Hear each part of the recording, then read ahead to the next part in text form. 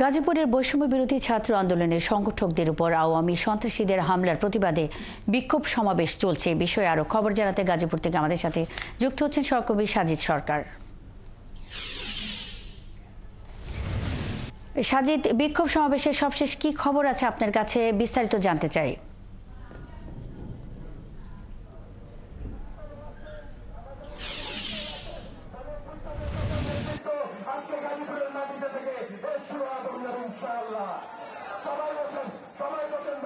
গতকাল রাতে যে ঘটনাটি ঘটেছে সেই ঘটনার প্রতিবাদে মূলত জাতীয় নাগরিক কমিটি এবং বৈষম্য বিরোধী ছাত্র আন্দোলনের সমন্বয়ক সহ ছাত্ররা যারা রয়েছেন তারা এই যৌথভাবে এই বিক্ষোভের আয়োজন করেছেন এবং সকাল থেকেই তারা এই বিক্ষোভ কর্মসূচি চালিয়ে যাচ্ছে। ইতিমধ্যেই তারা জেলা প্রশাসন কার্যালয়ের ঠিক সামনের যে সড়কটি সেই সড়কটি অবরোধ করে তারা বিক্ষোভ চালিয়ে যাচ্ছেন।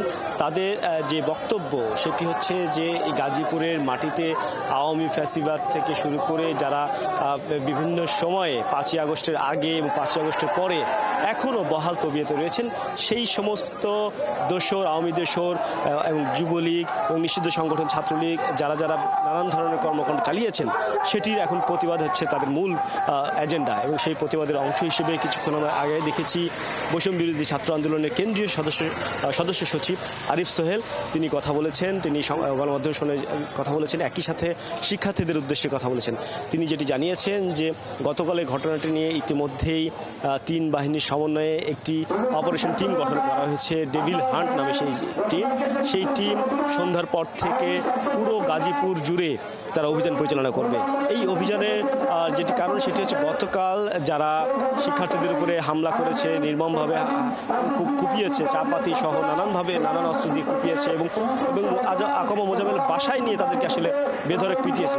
সেই সমস্ত আহত শিক্ষার্থীদের যারা পিটিয়েছেন তাদের পিটানোর সাথে যারা প্রত্যক্ষভাবে জড়িত, একই সাথে আওয়ামী লীগের এবং ছাত্রলীগ যুবলীগের যারা ইতিপূর্বে যারা নানানভাবে অত্যাচার করেছেন সেই সমস্ত ব্যক্তিদেরকে যদি গ্রেফতার করা না হয় এবং বিচারের মুখোমুখি করা না হয় তাহলে তারা 24 ঘন্টার আলটিমেটাম দেওয়া হয়েছে। এই 24 ঘন্টার মধ্যে এই সমস্ত ব্যক্তিদেরকে গ্রেফতার করে আইনের আওতায় আনতে হবে, না হলে তারা আসলে কঠোর কর্মসূচি দিবেন।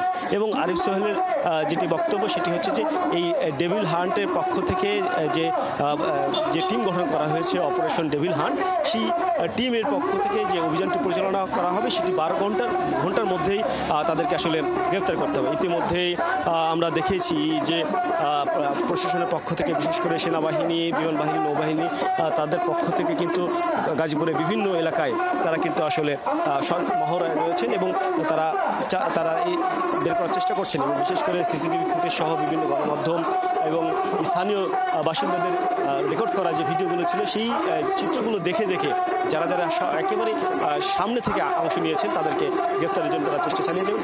আমরা দেখেছি ভিডিওগুলোতে গতকাল যে চিত্র সেটি হচ্ছে যে মোজাম্মেলের বাসায় যখন শিক্ষার্থীরা যায় তারা কথা বলতে গিয়েছিল, ঠিক সেই মুহূর্তে আকামা মোজাম্মেল এবং তার পরিবারের যারা সদস্য রয়েছেন, আশপাশে যারা আত্মীয় স্বজন রয়েছেন তারা ইতিপূর্বেও সেই এলাকাতে ত্রাসের রাজত্ব কায়েম করেছিলেন। সেই সমস্ত ব্যক্তিদেরকে তাদেরকে আইনের আওতায় আনতে হবে। তবে আমরা এই খবর নিয়ে জেনেছি যে সেই এলাকা এখন একেবারেই মানুষ শূন্য হয়ে পড়েছে। যারা গতকাল হামলা চালিয়েছিলেন তারা যেমন পালিয়েছেন এবং যারা এই দলটির সাথে, এই ফ্যাসিবাদ দলটির সাথে যারা জড়িত ছিলেন তারাও কিন্তু পালিয়েছেন।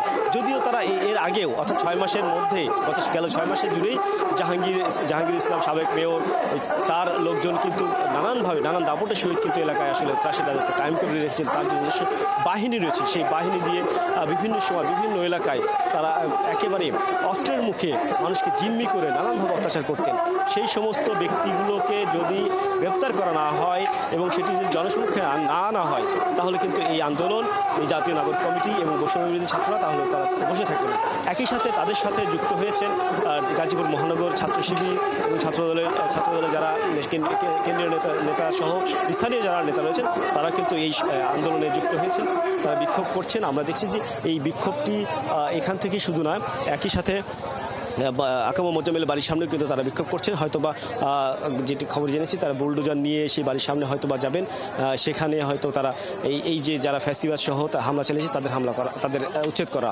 একই সাথে এই তিন বাহিনীর পক্ষ থেকে এই ডেভিল হান্টের পক্ষ থেকে যে ঘোষণা দেওয়া হয়েছে অপারেশন টিমের পক্ষ থেকে, সেটি হচ্ছে যে গাজীপুরে এলাকায় আওয়ামী লীগের আমলে যে সমস্ত স্থাপনা গড়ে উঠেছিল, আওয়ামী লীগের অফিস, যুবলীগের অফিস, ছাত্রলীগের অফিস, যারা আসলে বিভিন্ন সময় সরকারি জায়গা দখল করে নানানভাবে দখল করেছেন, সেই সমস্ত জায়গাগুলোকে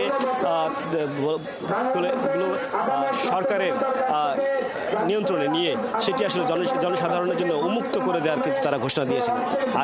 এবং এই বিষয়গুলো বলা হয়েছে বৈষম্য বিরোধী ছাত্র আন্দোলনের কেন্দ্রীয় সমন্বয়ক আরিফ সোহেল তিনি জানিয়েছেন। সেই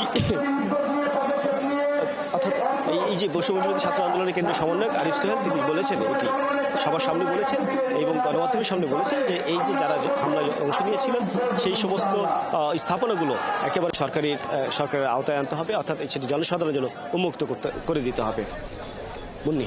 আর সাজিদ সরকার, অসংখ্য ধন্যবাদ। আপনি আছেন সেখানে, খবর রাখতে থাকুন, আমাদের সঙ্গেই থাকবেন। দর্শক, গাজীপুরে বৈষম্য বিরোধী ছাত্র আন্দোলনের সংগঠকদের উপর আওয়ামী সন্ত্রাসীদের হামলার প্রতিবাদে বিক্ষোভ সমাবেশ চলছে। সেখান থেকে সবশেষ খবরাখবর নিয়ে সাজিদ সরকার আমাদের সঙ্গে এতক্ষণ যুক্ত ছিলেন।